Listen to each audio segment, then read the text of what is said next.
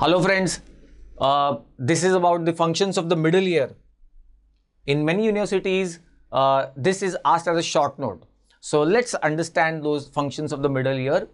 But before that, I'm going to tell you a small story, short story.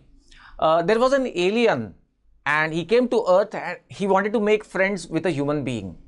Human being was initially hesitant. However, they were seated outside the house of that human being and it was extremely cold environment. So human started doing this, blowing into his palms. Alien asked him, "What are you doing?"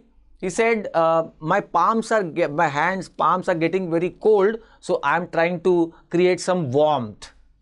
Then later on they went inside the house and a hot tea was served to both of them. Now this time the human took that hot tea and started doing this. So this time the alien asked him, "What are you doing now?" He said, "The tea is very hot, so I am trying to decrease its temperature. I am trying to make it little cold." Alien said, "You are very weird. You are using the same act of blowing the air to either increase the temperature or decrease the temperature. Same act is being used for both." He said, "You are very weird. I don't want to make any friends with you." Anyways, now in just now about 5 minutes, you will realize why I narrated this story to you. So let's begin. Functions of the middle ear we understand, but before that, let's understand the components of the middle ear.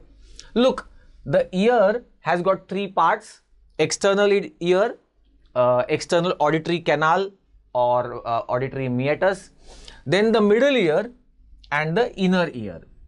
The inner ear has the neural elements, the cochlea, and from where the 8 cranial nerve fibers will arise.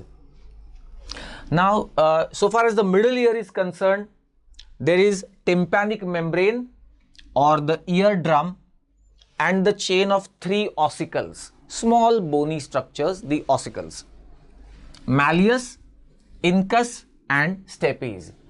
Malleus has got a handle which is attached to the tympanic membrane or the eardrum, and it has got a globular head. It's like a hammer with the handle and the head. Okay. Incus means anvil. You know, those things with iron are placed on the anvil to change their shape, etc. So that's the incus or anvil. And the stapes. Stapes, when you are riding a horse, you sit on the back of the horse and then you place your feet on either side on this foot plate, you know. So there is a foot plate of stapes which is aligned with the oval window. So you can see the cochlea, the inner ear, it has got oval window, round window. Now what happens is the sound will come through the air, then it will enter the ear and then will be transmitted, and then stapes will move and will finally the sound enter the inner ear. So this is in short the structure or the components of the middle ear. With that in mind, now let's see the functions of the middle ear. And now you'll realize why I narrated that story to you. Okay, now there are 3 important functions of the middle ear: transmission of sound from the external ear to the inner ear, enhanced transmission of the sound, and depressed transmission of the sound. You realize what I'm saying? It is going to cause transmission of the sound, that's fine, but middle ear also enhances the sound transmission. The pressure in the sound waves is increased while it enters the inner ear. And depressed transmission of the sound. Sometimes the pressure in those sound waves is decreased by the same middle ear.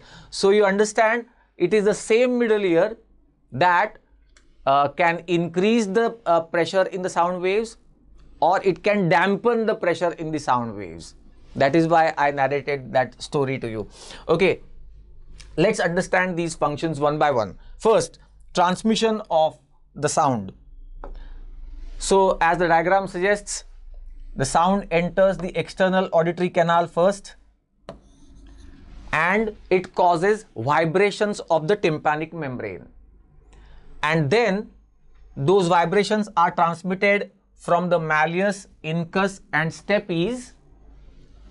Now, stapes will move towards the oval window so that the foot plate of the stapes gets aligned with the oval window like this, and those vibrations are transmitted through the oval window into the cochlea, into the inner ear. Now here in the inner ear there is organ of Corti which will cause transduction and it will convert that pressure into the electrical potentials, and then the 8th cranial nerve will carry those signals to the temporal lobe, auditory cortex. That is where we finally hear the sound.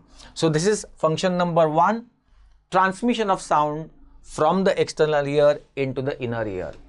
Next function, enhanced transmission of the sound. This is called as impedance matching. So before we actually see the function, let's understand what is impedance matching. Look, sound waves travel through the air.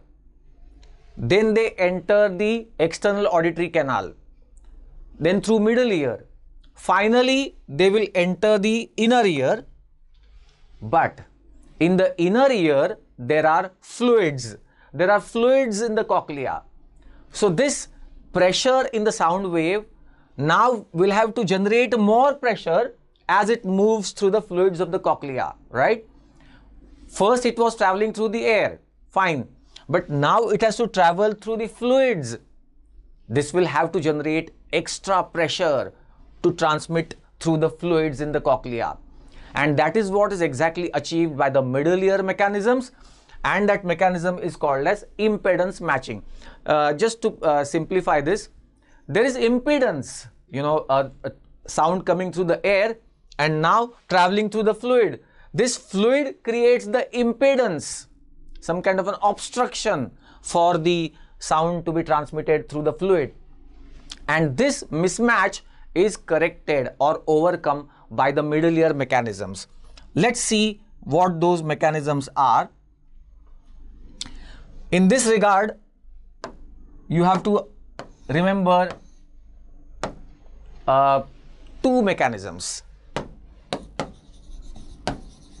Impedance matching, that is how the pressure in the sound waves is enhanced or amplified as it enters the inner ear.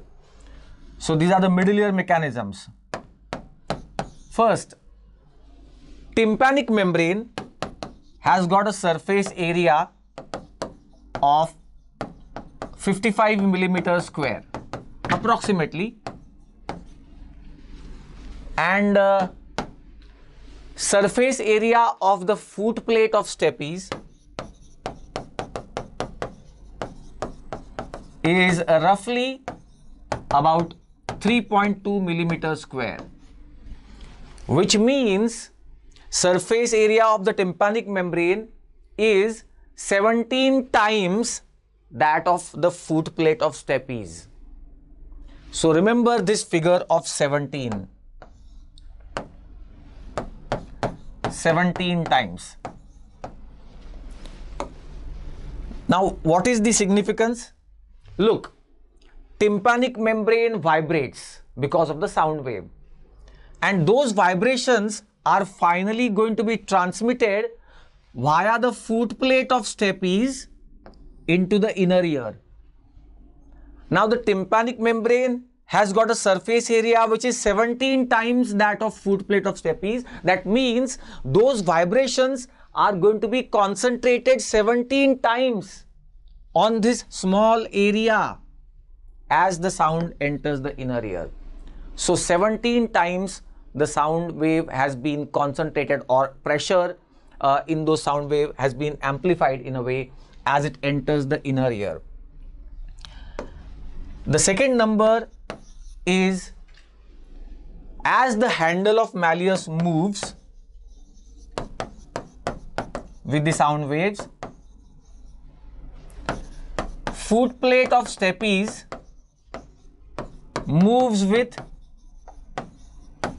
1.3 times greater force. Let's look at the diagram. When the sound arrives here, the handle of malleus moves. Now, these ossicles are aligned in such a way that when the handle of malleus moves, it gives a good leverage to the ossicles. Leverage. So that when the handle moves, the foot plate of stepes moves with 1.3 times greater force. That means, again, we can say that 1.3 times enhancement in the pressure of the sound wave. You need to just imagine this kind of leverage due to the alignment of these ossicles. This moves here, there is a leverage created, and foot plate of stepes moves towards the oval window, but with 1.3 times greater force. So we have now two factors, and if we see 17 into 1.3, it is 22. So 22 times greater force is generated by the mechanisms of the middle ear, or pressure in the sound wave is enhanced or amplified by 22 times.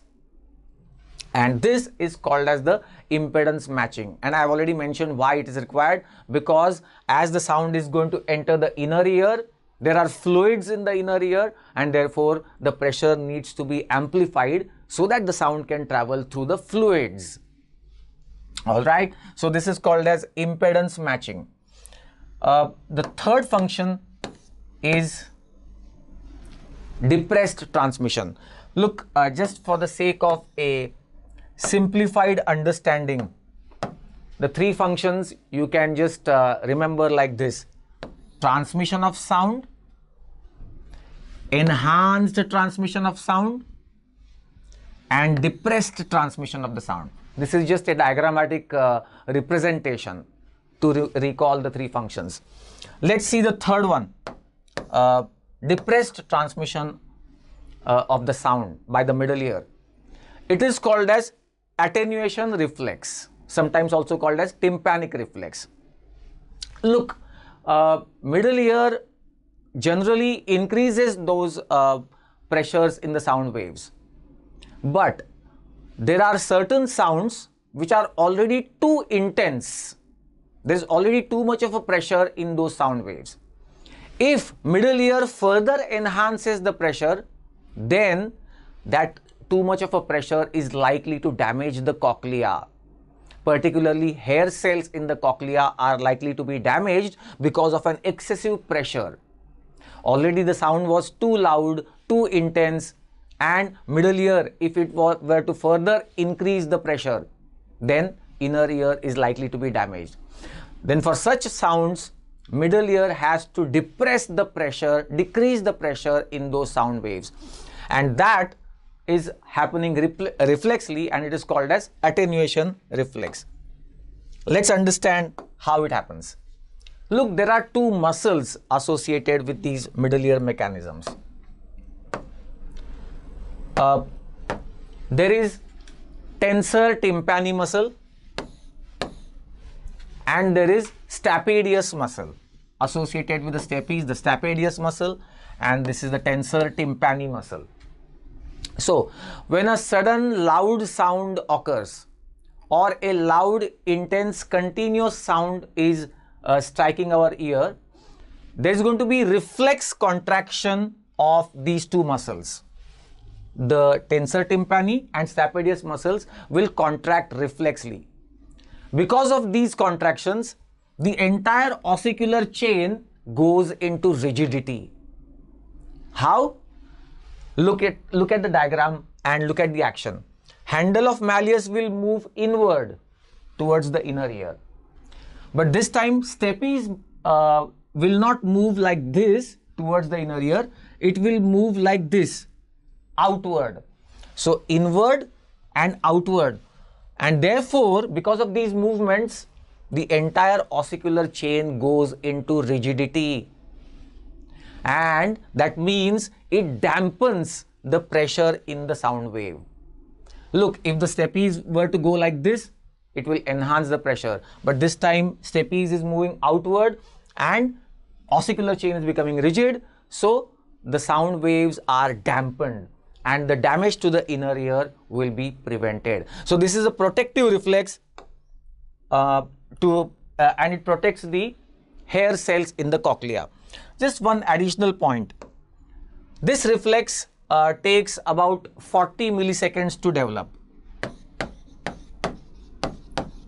So if by any reason, by chance, if the sound, too loud sound reaches the inner ear within the 40 milliseconds, before the 40 milliseconds, before the reflex develops, then that sound is going to damage the hair cells in the cochlea. That sound is going to be damaging. So this is the third function of the middle ear. It's going to come as a short note in many universities. So better prepare this note very well and understand this. Remember these terms: transmission of sound into the inner ear, then impedance matching and how the sound is enhanced, and attenuation reflex, how the sound is depressed. Simple.